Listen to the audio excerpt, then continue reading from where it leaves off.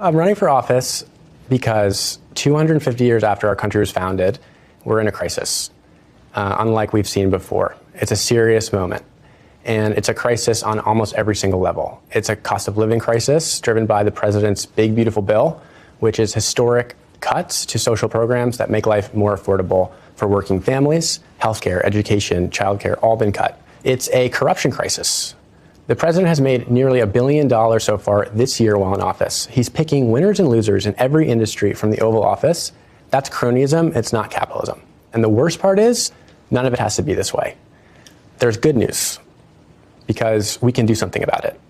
And Democrats have to win back the House in the 2026 midterm elections. History is watching this moment.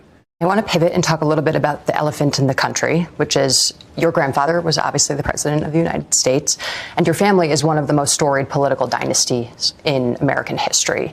But Trump has been seemingly obsessed with dismantling your family's legacy. He's declassified previously classified Kennedy assassination records. He's paved over the Rose Garden, which your grandmother last renovated with her friend Bunny Mellon in 1961. He recently razed the Jacqueline Kennedy Garden with the demolition of the East Wing. He sought to mogify the Kennedy Center, and he also even wants to repaint Air Force One so that it no longer has, as he's put it, a Jackie Kennedy color. What do you think Trump's trying to accomplish here, and does it make your decision to run for this seat that much more urgent? My grandfather's legacy of service means a lot to me. He was the youngest person ever elected president. He sent a man to the moon. His White House drafted the Civil Rights Act, and I'm protective over that.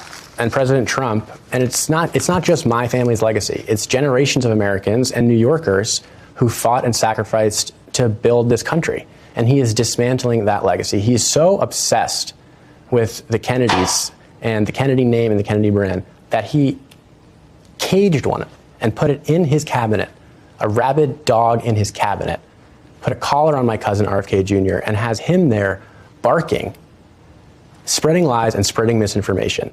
You were the first member of your family to come out and criticize him publicly. What do you say to voters who now see the Kennedy name and associate it with your cousin's policies? I don't think there's anything anyone can do to change what JFK, my grandparents, my mom, my Uncle John stood for.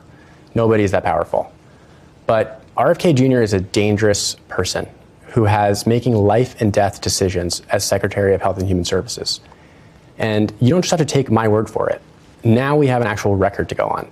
He has cut a quarter of the people who work in his agency. He fired all the vaccine experts on the panel and replaced them with anti-vaxxers. He's cutting funding for life-saving research, cancer patients, giving them their last hope.